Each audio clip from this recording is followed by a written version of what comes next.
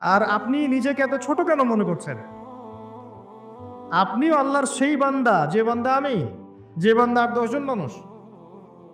আল্লাহ পাক আপনাকেও ভালোবাসেন। আল্লাহ পাক অবশ্যই আপনাকে ভালোবাসেন। জীবনের দীর্ঘ সময় পর্যন্ত আপনি আল্লাহকে ডাকেন নাই, আল্লাহ আপনাকে ফেলে দেয় নাই। আল্লাহ আপনাকে খাওয়ান, এখনো পরান, বাঁচিয়ে রেখেছেন। আল্লাহ নিয়ামত দিয়েছেন, আল্লাহ আপনাকে ভালো না বাসলে এমনি করেন? আল্লাহ পাক অপেক্ষা করছেন কবে খালি আপনি আসবেন আল্লাহর কাছে, এসে বলবেন আস্তাগফিরুল্লাহ ওয়া আতুবু ইলাইহি। আল্লাহ পাক অপেক্ষা করে বসে আছেন আপনার জন্য। আপনি কোথায় যাচ্ছেন? ফাআইনা তাযহাবুন। আল্লাহ পাক বলেছেন ফাআইনা তাযহাবুন, কোথায় যাচ্ছ তোমরা?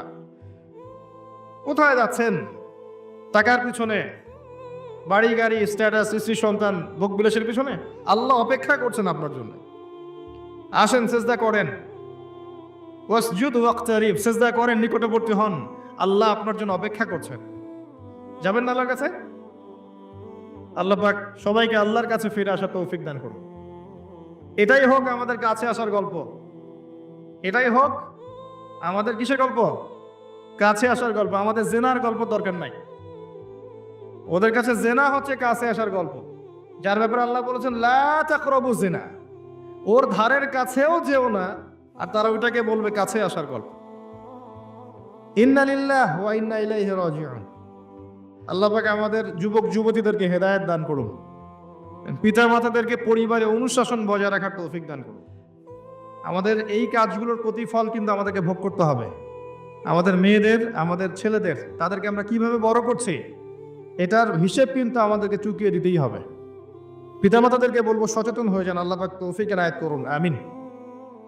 আর যারা ওই পথে চলে গেছেন তাদের উদ্দেশ্যে একটা কথা বলবো, সেটা হচ্ছে যে এটা একটা মোহ, একটা ভ্রম। বাস্তবতা হচ্ছে যে আপনাকে প্রতিশ্রুতি দিচ্ছে সে আপনাকে অনেক ভালোবাসে, আদতে সে আপনাকে ভালোবাসে না। আদতে সে আপনার অবস্থানকে ভালোবাসে। আপনি আজ হোক আর কাল হোক এটা বুঝতে পারবেন যে সে আপনাকে ভালোবাসে না, আপনার অবস্থানকে ভালোবাসে। আপনার অবস্থান যদি ভালো থাকে সে আপনাকে ভালোবাসবে, অবস্থান ভালো না থাকলে ভালোবাসবে না। একইভাবে আপনি একটা মেয়ের কাছে যে ভোগবিলাস চাচ্ছেন, একটা ছেলে একটা গায়েরে মারা মেয়ের সাথে ফ্রি মিক্সিং করলে তার একটাই উদ্দেশ্য থাকে, সেই মেয়েটাকে ভোগ করা। সুযোগ পেলেই সে মেয়েটাকে ভোগ করে ফেলবে। একইভাবে এই মেয়েও দেখবেন আপনার যতটুকু সামর্থ্য আছে, অর্থবিত্ত যা যা আছে, এটাকে সে ইউজ করার চেষ্টা করছে তার স্বার্থে। বাস্তবিক অর্থে দুজন দুজনকে ভালোবাসে না মোটেই, দুজন দুজনের স্বার্থকে ভালোবাসে। ভালোবাসা আল্লাহর পক্ষ থেকে আসে। কখন আসবে? যখন আপনি হালালের উপর থাকবেন, যখন আপনি বিয়ে করবেন হালালভাবে। অচেনা একটা মেয়ের প্রতি দেখবেন আল্লাহ পাক এমন ডিভাইন একটা লাভ দিয়ে দিবেন, ওয়াজআলা বাইনাকুম মাওয়াদ্দাতা ওয়া রাহমা। আল্লাহ পাক তার পক্ষ থেকে উভয়ের মাঝখানে হৃদ্যতা, ভালোবাসা, মহব্বত দান করবেন। বলুন সুবহানাল্লাহ। এটা ডিভাইন, আল্লাহর পক্ষ থেকে আসবে। ঐশ্বরিক, পৈশাচিক, শয়তানি প্রবৃত্তির দাসত্ব, ভোগবাদী, এগুলো খেয়াল রাখবেন। এতে করে যা হবে, আপনি একবার আপনার ইজ্জত হারায় ফেলে কখনো ফিরে পাবেন না। অদ্ভুত বিষয়, মানে এই বিষয়গুলোকে আমরা কিছু মনেই করি না এখন। আমরা কিন্তু কিছু মনেই করি না, মনে করি এটা একটা মানে সোশ্যাল কালচার। গার্লফ্রেন্ড বয়ফ্রেন্ড থাকবে, একটা সোশ্যাল কালচার। এভাবে যে কত ছেলে কত মেয়ে, লক্ষ লক্ষ কোটি কোটি নিত্যদিন জেনা করছে, আল্লাহ ভালো জানে। আল্লাহ পাক আমাদের যুব সমাজকে হেদায়েত করুন, আমিন। আর যে প্রশান্তির জন্য আপনি তার কাছে যাচ্ছেন সেটা তার কাছে নাই। প্রশান্তি আছে কোরআনের কাছে, প্রশান্তি আছে নবীর সুন্নায়, প্রশান্তি আছে আল্লাহর জন্য সেজদায়। তার আল্লাহর জন্য আল্লাহকে স্মরণ করে আপনি কাঁদবেন, প্রশান্তি পাবেন। আল্লাহর জন্য কিছু কাজ করবেন, তার দিনের কোনো খেদমত করবেন, প্রশান্তি পাবেন। আল্লাহর কোরআনের 10টা আয়াত মুখস্থ করেন, মনে এমন শান্তি আসবে যেটা আপনি কোথাও পাবেন না। আমি চ্যালেঞ্জ করে বলছি আপনাকে, আপনি আল্লাহর কিতাবের আজকে গিয়ে 5টা আয়াত মুখস্থ করেন, অর্থটা পড়বেন, কয়েকবার চর্চা করেন, মানুষকে শোনান, আপনি মনে এমন একটা প্রশান্তি পাবেন যেটা পৃথিবীর কোনো জায়গায় পাবেন না। আপনি যে প্রশান্তির জন্য এখানে যাচ্ছেন এটা ওখানে নাই। কোরআনের কাছে আছে, সেজদায় আছে, নামাজে আছে, তাহাজ্জুদে আছে, আল্লাহর জিকিরে আছে। আর নেককার স্ত্রীর কাছে আপনি প্রশান্তি পাবেন। এটা আল্লাহ আপনাকে গিফট দিয়েছেন। আদম আলাইহিস সালামকে আল্লাহ পাক দিয়েছেন না? তার একাকী বোধ হচ্ছিল জান্নাতে, আল্লাহ পাক সঙ্গিনী সৃষ্টি করেছেন। এখানে আপনি প্রশান্তি পাবেন, বাকিগুলো প্রশান্তির উৎস নয়। পরে দেখা যাবে ওখানে ছাকা খেয়েছে, খেয়ে তারপরে মাদক সেবন করবে। তারপরে মিউজিকের কাছে যাবে, তারপরে দেখবেন যে পতিতালয়ে যাচ্ছে, তারপরে হয়তো গুন্ডামি করবে, জীবনটা উচ্ছৃঙ্খল হয়ে গেল। কেউ কেউ আত্মহত্যাও করবে, কারণ হচ্ছে ওই যে শুরুতে একটা মেয়ের সাথে প্রেম করে ছাকা খেয়েছে, ওখানে প্রশান্তি খুঁজেছে, শয়তান এদেরকে নিয়ে খেলেছে, একবারে দুজনের জীবন নষ্ট করে ফেলেছে। আদতে কি হলো, মুসলিম উম্মাহ থেকে 2টা নক্ষত্র ঝরে গেল। হয়তো ওই যুবককে দিয়ে দিনের কোনো খেদমত হতো, এখন আর হলো না। হয়তো ওই যুবক তার যৌবনকালটা ইবাদত করে কাটাতে পারতো, আরো সে ছায়া পেত, আর পেল না। শয়তান সাকসিড, শয়তান জিতে গেল। এ হচ্ছে বাস্তবতা। বাস্তবতা বোঝেন, আল্লাহর কাছে ফিরে আসেন, আল্লাহ আপনার অপেক্ষা করছেন। আসবেন না আল্লাহর কাছে? এটাই হোক আল্লাহর কাছে আমাদের কাছে আসার গল্প। আল্লাহ পাক আমাদেরকে তৌফিক দান করুন, আল্লাহুম্মা আমিন। তো সুন্নতের কথা বলতে গিয়ে আসলাম। নবী সাল্লাল্লাহু আলাইহি ওয়াসাল্লামের সুন্নাহ আমরা যেন আমাদের সামগ্রিক জীবনে পালন করার চেষ্টা করি, আল্লাহ পাক চেষ্টাটা যেন কবুল করেন, আমিন। এরপর আছে সালাতের কথা, তারপরে আছে আপনার যাকাতের কথা। নিসাব পরিমাণ সম্পত্তি হয়ে গেলেই যাকাত দিতে হবে। এটা নফল কিছু নয়, ফরজ জিনিস। যদি আপনি সামর্থ্যবানদের যাকাতগুলো কালেক্ট করতে পারতেন, কেউ যদি পারত, দেখতেন এই যাকাতের অর্থগুলো দিয়ে এত এত মানে বিগ বিগ প্রজেক্ট করা যেত, যেটা আপনি কল্পনা করতে পারবেন না। এটা কিন্তু নফল কিছু নয়, দিতেই হবে বাধ্যতামূলক। যাকাত আল্লাহ পাক এই জন্য ফরজ করেছেন যাতে করে সমাজের মধ্যে ধনী এবং গরিবের সাম্য বজায় থাকে। এটা গরিবের হক। যাদের উপর যাকাত ফরজ হয়েছে তারপরেও যাকাত দিচ্ছে না, এদের সম্পত্তিগুলোকে আল্লাহ পাক কিয়ামতের দিন গলাবেন, মানে ধাতুতে পরিণত করে গলাবেন, গলিয়ে কপালে, গালে, পিঠে, চেহারায় লেপটে দিবেন। বলেন নাউজুবিল্লাহ। সূরা তাওবা পড়ে দেখেন, সূরা তাওবার মধ্যে এটা আছে। সম্পত্তি গলানো হবে, গলে একটা সোনা, তামা, ব্রোঞ্জ এগুলো গলালে কেমন হবে? এগুলো উত্তপ্ত করে যদি গায়ে লাগিয়ে দেওয়া হয় কেমন শাস্তি হবে? বলা হবে এটাই সেই তোমার সম্পদ যা তুমি সঞ্চয় করেছিলে, আজকে এটা আযাব ভোগ করো। নাউজুবিল্লাহ। এটা সমাজের সাম্য বজায় রাখে, গরিব আর ধনীর মধ্যে একটা ব্যালেন্স বজায় রাখে। এটা গরিবের হক। যখন আমরা যাকাত দিব না, গরিব মানুষের মাথাপিছু যে মানটা আছে জীবনযাত্রা, এটা আরো কমে যাবে। এটাতে শুধুমাত্র একটা রাষ্ট্রের উপকার হয় না, ব্যক্তি পর্যায়ে উপকার হয়। যখন ব্যক্তি পর্যায়ে যাকাত চলে যাবে সবার হাতে হাতে, দেখবেন আজকে যে খেতে পারছে না সে কালকে দুবেলা খেতে পারবে ইনশাআল্লাহ। আর অনেক মুসলিম আছি আমরা যারা সালাত পড়ি যাকাত দেই না, আছি না? যাকাতকে আমরা ফরজই মনে করি না। যদি বলা হয় ইসলামের 5টা পিলার বলেন, বলবে কালিমা, নামাজ, রোজা, হজ, যাকাত। যাকাত সবচেয়ে শেষে, তাই না? যাকাতকে পাঠাইছে সবচেয়ে শেষে, অথচ আল্লাহ বলেছেন কালিমা, তারপরে সালাত, তারপরে যাকাত, তারপরে সওম, তারপরে হজ। যাকাতকে গুরুত্ব দিন, এটা ইসলামিক অর্থনীতির মূল ভিত্তি। যাকাতের উপরে আল্লামা তকি উসমানী শাইখের একটা বই আছে, এই বইটা পড়তে পারেন, অত্যন্ত চমৎকার। যাকাত নিয়ে বিস্তারিত আলোচনা করা হয়েছে এবং যাকাত কিভাবে মানবতার উপকার করবে এটা বলা আছে। আজকে এটা টপিক না, আমি না হলে অনেক লম্বা কথা বলতে পারতাম। আল্লাহ পাক আমাদের সবাইকে যাকাত দেওয়ার তৌফিক দান করুন, আমিন।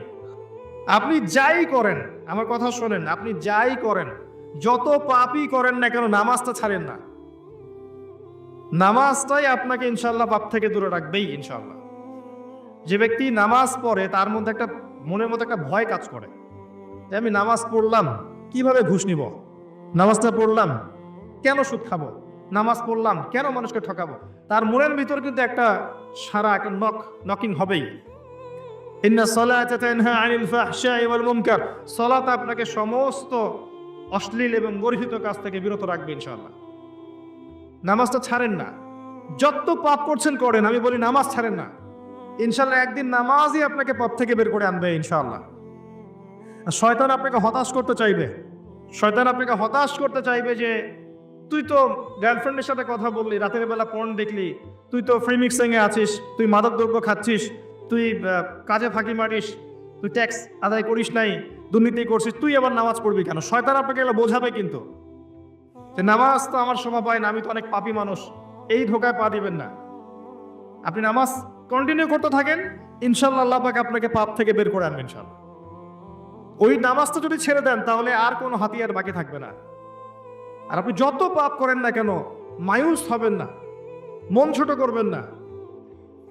আপনার একটা সেজদা, যে সেজদা আপনি চোখের পানি ঢেলে দিয়েছেন আল্লাহর কাছে, যে আল্লাহ আমার ভুলগুলো তুমি মাফ করে দাও, আমার তওবা তুমি কবুল করো, ইনশাআল্লাহ দেখবেন ওই একটা সেজদা যদি কবুল হয়ে যায়, আল্লাহ পাক আপনার সব গুনাহ মাফ করে দিবেন ইনশাআল্লাহ। হতাশ হবেন না। শয়তান হতাশ করতে চাইবে মানুষকে, শয়তান মানুষকে হতাশ করতে চাইবে। এমনকি আপনার যদি পাহাড়ের পরিমাণ ঋণ থাকে, ওই ঋণ শোধ করার ব্যবস্থা আল্লাহ পাক করে দিবেন ইনশাআল্লাহ তাআলা। হতাশ হবেন না, নামাজ ছাড়েন না। আর আমি একটা কথা বারবার বলেছি, আবারও বলছি যে চলমান যে 3G 4G নামাজগুলো চলছে, এগুলো থেকে নিজেকে দূরে রাখবে। সব এখন ডিজিটাল, নামাজও ডিজিটাল। দেখা যায় যে 5 মিনিটের মধ্যে 4 রাকাত নামাজ শেষ, মাশাআল্লাহ। ইমাম সাহেব যদি 10 মিনিট পড়ায় দেয়, তাহলে তো তার চাকরি নট। বোঝেন না এত তারা, আমার সময় নাই, আমরা ব্যস্ত মানুষ, এত সময় লাগে নামাজ পড়তে? ইমাম সাহেবকে বলছে, কমিটি ইমাম সাহেবকে চার্জ করছে, অথচ ইমামের উচিত তাদেরকে চার্জ করা। উল্টে গেছে এখন আর কি। ওইদিকে আসবো আমি। দাসী তার মনিবকে জন্ম দিবে, মানে সমাজের ন্যায় অন্যায়, ভালো মন্দ, হক বাতিলের মানদণ্ড উল্টে যাবে। দাসী কখনো মনিবকে জন্ম দেয়? মানদণ্ড উল্টে যাবে। আসেন, রিল্যাক্সে নামাজ পড়বেন ইনশাআল্লাহ। আল্লাহ পাক তৌফিক দান করুন। নামাজের মধ্যে যা পড়ছেন এটাকে বোঝার চেষ্টা করতে হবে, অর্থটা, তখন দেখবেন নামাজে মনোযোগ বাড়বে ইনশাআল্লাহ। তার আগে অজুটাকে ভালো করে করবেন, তাড়াহুড়া করে অজু করবেন না, রিল্যাক্সে অজু করেন। অজুর অঙ্গগুলোকে সুন্দর করে ধন। অজু পরিষ্কার হয় না, এই জন্য নামাজে মনোযোগ থাকে না। আর একটা বদ অভ্যাস আমারও আছে, আপনাদের সবারও আছে, আমি জানি। অজুতে আমরা যে পরিমাণ পানি খরচ করি, এই পরিমাণ পানি দিয়ে নবী সাল্লাল্লাহু আলাইহি ওয়াসাল্লাম গোসল করতেন। হ্যাঁ, আর আপনার মাথায় যত চুল আছে, তার চেয়ে বেশি চুল ছিল নবী সাল্লাল্লাহু আলাইহি ওয়াসাল্লামের মাথায়। দিন দিন ঢাকা শহর সহ বড় বড় যে সিটিগুলো আছে, এগুলোর পানির লেয়ার নিচে নেমে যাচ্ছে। আমাদের অপচয়ের কারণে এমন হচ্ছে। প্রচুর পানি আমরা অজুতে অপচয় করি। গোসল দেখবেন শাওয়ার নিচে, ওই যে আমাদের ডিজিটাল ইয়াজুজের মাজুজের বাথরুম যেগুলো আছে, পানি চোষা বাথরুম, মানে 10-20 বালতি পানি দিয়ে শাওয়ার নিয়ে নিন। হ্যাঁ, আর মহিলা হলে তো কথাই নাই, আরো 10 বালতি এক্সট্রা লাগায়।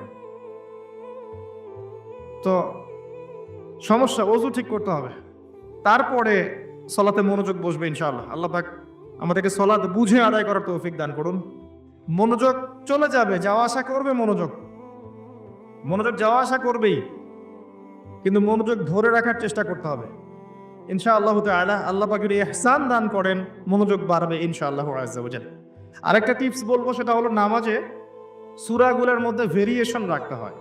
যেমন প্রতিদিন যদি আপনি একই রকম সূরা পড়েন, আমি নিজেও দেখেছি যে আপনি প্রত্যেক ওয়াক্তেই যদি একই সূরা দিয়ে নামাজ পড়ে থাকেন, দেখবেন মনোযোগটা তুলনামূলক কম পাচ্ছেন।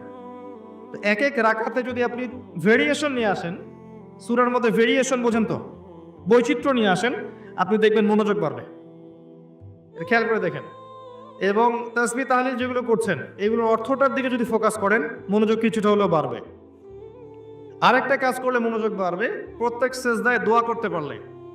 সেজদা করছেন, শুধু সুবহান রাব্বিয়াল আ'লা এতটুকু বলে উঠে যাবেন না, কমপক্ষে একটা দুটো দোয়া করেন সেজদায়, কারণ সেজদায় সবচেয়ে বেশি দোয়া কবুল হয়। আল্লাহ রাসূল সাল্লাল্লাহু আলাইহি ওয়াসাল্লাম বলেছেন, বান্দা সেজদায় আল্লাহর যত কাছে থাকে, অন্য কোনোভাবে বান্দা এত কাছে আসতে পারবে না। এবং এখানে তোমরা বেশি বেশি দোয়া করো, নবী সাল্লাল্লাহু আলাইহি ওয়াসাল্লাম বেশি বেশি দোয়া করতে বলেছেন। দোয়ার জন্য হুজুর ডেকে এত খাওয়ানোর দরকার নাই, নিজে দোয়া করা শেখেন। নিজের বাবার জন্য, মায়ের জন্য, আপনার আত্মীয় স্বজনের জন্য, আপনার নিজের জন্য, আপনার স্ত্রী সন্তানের জন্য, সমাজের জন্য, উম্মার জন্য, দেশের জন্য আপনি দোয়া করতে শেখেন। আপনার একটা প্রয়োজন, এই প্রয়োজনটাকে আমি বুঝতে পারবো, ওই আবেগটাকে আমার আসবে। আপনার যেটা প্রয়োজন, আপনার আবেগ আপনার আসবে। আপনার সন্তান অসুস্থ, আমি কি বুঝবো সেই ফিলিংসটা কেমন? আপনি বুঝবেন সেই ফিলিংসটা কেমন। অতএব নিজে আল্লাহর সাথে সম্পর্ক করেন। আল্লাহ পাক আমাদের মধ্যে যারা মারা গেছেন সবাইকে আল্লাহ পাক মাফ করে দিন, তাদের কবরের শাস্তি আল্লাহ পাক মাফ করে দিন। আমাদের সবাইকে আমাদের জানমাল, সময়, শ্রম, এগুলোর বিনিময়ে, এগুলোকে কাজে লাগিয়ে দ্বীন ইসলামের খেদমত করার তৌফিক আল্লাহ পাক আমাদের সবাইকে দান করুন, আমিন। আকুলু কওলি হাযা আস্তাগফিরুল্লাহ লি ওয়া লাকুম ওয়া লিসাইরিল মুসলিমিন।